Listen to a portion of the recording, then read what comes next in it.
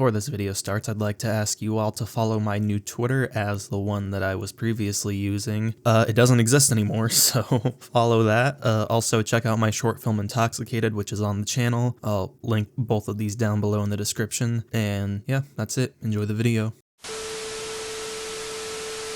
So I don't know if you guys knew this or not, but a new Lord of the Rings movie just came out in theaters. And I'm assuming you guys didn't know this because, well, nobody's watching it. And I assume that that was mainly because of the fact that most American audiences aren't really willing to go watch anime movies in theaters in general unless it's from an already existing series that was already an anime, or if it's from like Studio Ghibli. But no, a lot of people genuinely just didn't know this movie even came out. I mean, that's still probably a factor, but the marketing for this film was practically non-existent. But even with that, I was optimistic for the movie itself. I like anime, and I really like The Lord of the Rings, and unlike most franchises, I believed that the world of Middle-earth could actually work very well with an animated slate. It helps too that while this isn't exactly an original story, this is still very much a new interpretation of the world with a lot of original characters and original direction. So it had a lot of foundation to stand on its own. I ignored any and all reception so I could go in as blind as possible, and went to watch it in a theater with only 5 other people in it on the opening day. And lo and behold, I was brought back to Middle-earth once again. But I hate to say this, I really do, I really hate to say this, but this movie, it's pretty bad. Yeah, the new Lord of the Rings movie's not good. And I really don't like using this word to describe any film because it's so rotten by snobbiness, but this film is genuinely slop. And it breaks my heart because I really, really love The Lord of the Rings. I own the books, I've read them thrice. The original trilogy, both theatrical and extended, are some of the greatest and most prestigious films ever made, and they really did create a standard for fantasy cinema and storytelling that really no other story has ever done before. It's a once-in-a-lifetime series, and so it's really sad to see the franchise diluted and watered down to what it is now. We have spin-off films in the work that we didn't ask for, a prequel TV show that nobody asked for, and now an animated film that had potential but just didn't deliver in any way possible. And you know, I'm gonna elaborate on that, okay? Let me speak.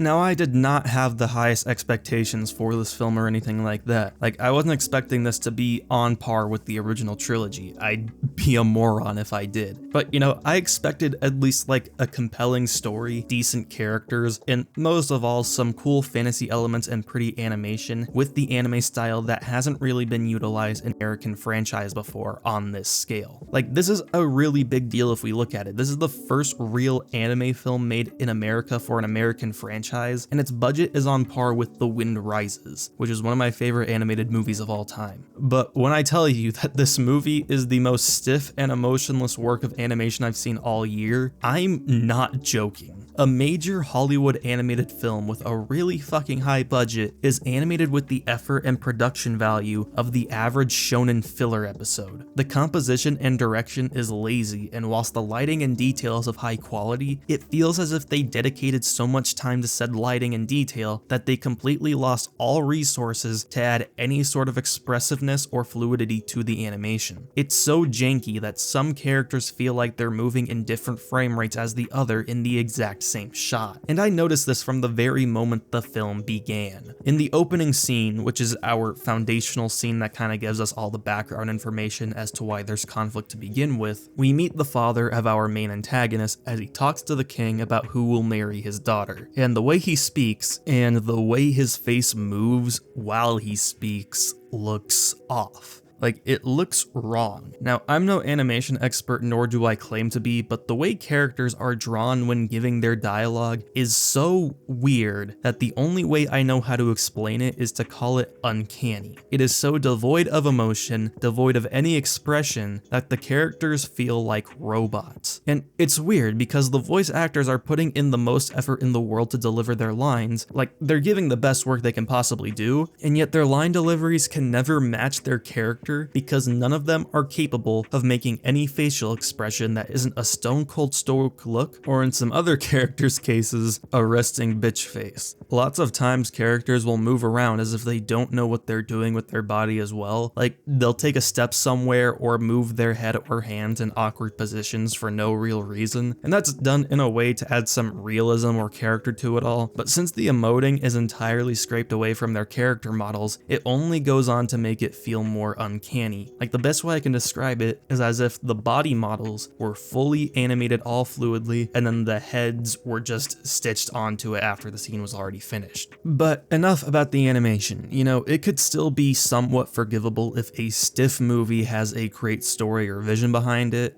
Sadly, this movie doesn't have that either. This film could have been set in any other original fantasy world and have had nothing to do with Lord of the Rings, and it would be the exact same movie. It would feel the exact same. It feels so hesitant to embrace a lot of the world of Lord of the Rings outside of its setting and occasional references. Like, yeah, it takes place in Rohan and Helm's Deep, but they are so stale compared to how they are in literally every other piece of Lord of the Rings work. Like, the world feels so empty and distant that it feels like nothing more than a backdrop. And that's weird because the characters are supposed to be deeply connected to these kingdoms. Like, these are important figures to the history of these lands in Middle-earth. But you're left at such an emotional distance from our leads that you don't really get to feel any of that flowing out. The two main characters are the basic friends to enemies trope, and their connection is almost non-existent. They give the most half-assed attempt at building nuance in their former friendship at the beginning of the film that the tension between them outside of, oh, they hate each other a lot now, is really non-existent. It's not supposed to be a one-dimensional dynamic, and yet that's all it really feels like. A part of that definitely has to do with the subpar visual presentation, because there's literally no fucking symbolism in this film, but in general, they're written as if there's supposed to be more story to be told later on to reveal more about them,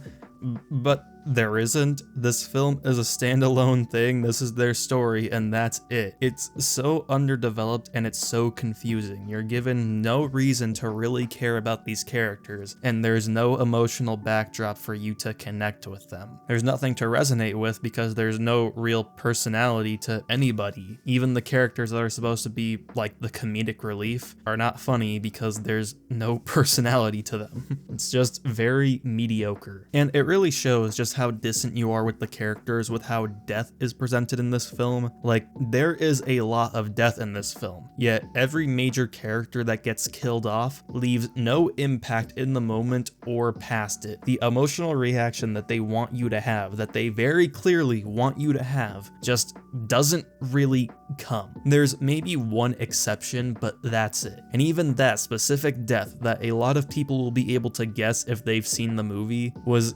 kinda funnier than it intended to be. So many moments that try to push themselves as epic or emotional only ever come across as dull or funny because nothing ever feels earned. I'm never given a real reason to care because every attempt to make me care about these people is as half-assed and short-stinted as it could be. And look, if I'm being honest, plot armor is something that I couldn't give less of a fuck about. If it doesn't make me tilt my head to the point of cracking, I don't care if characters survive the most random things. But there are multiple moments in this film where for like 10 seconds, a character will randomly become fucking Batman because they wouldn't be able to get out of a situation without pulling some shit out of their ass. This is especially prominent in the second half, where literally everybody is invincible. I know that's a thing for Lord of the Rings in general, but at least there it's fun and doesn't ruin the suspense, while here there is literally no suspense at all in any moment whatsoever. Like, it just doesn't exist. This movie feels like an adaptation of a rough draft. It's forgettable as hell. And you know what? It kinda gave me a revelation that I should have had a long time ago.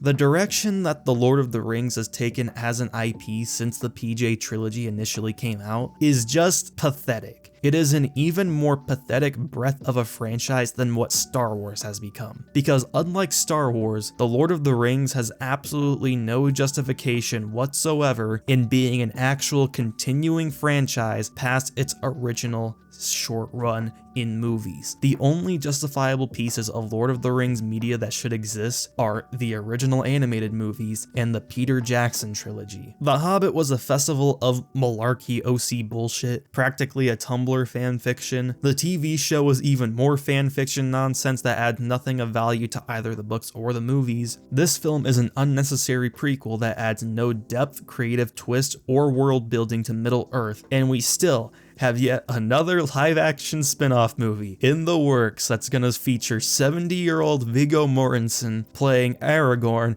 who's supposed to be younger than he was in the PJ trilogy, and following a Gollum that will, in all likelihood, look worse than he did 20 years ago, at the crack of the 2000s. There is literally no possible reason you can come up with to justify the existence of almost any Lord of the Rings property past 2004 because I guess the fucking video games. Not everything needs to be an expansive franchise, especially when you can't even grow the balls to do anything new or fresh to actually expand the franchise. Getting an anime director to do this was a cool idea in concept, but it didn't work. It was literally only done to get weebs in the movie theater, and that didn't work. It's time to wrap it up, Warner Bros. Everything you touch will eventually turn to dust, and this franchise was that long before now. This is my first time making a real negative video in a while because I usually don't like talking about stuff that I don't like. A lot of you might see that as surprising because of all the negative videos I used to make in the past, but really, I just like talking about stuff I enjoy. But this movie really irritated me, and I figured I might as well talk about it because it's Lord of the Rings and it's anime, so it kind of fits this channel. We're gonna go back to the usual, stuff that I enjoy after this video, so, stay tuned for that. If you like this video, leave a like, comment down below your favorite Lord of the Rings character, and subscribe to the channel if you're new, of course. We're very close to 10,000 subscribers, which I'm very excited about, and, maybe we can reach it by the end of the year. Who knows? Wishful thinking. With all that being said, I hope you guys enjoyed the video. I'll see you all next time. Have a wonderful, wonderful day.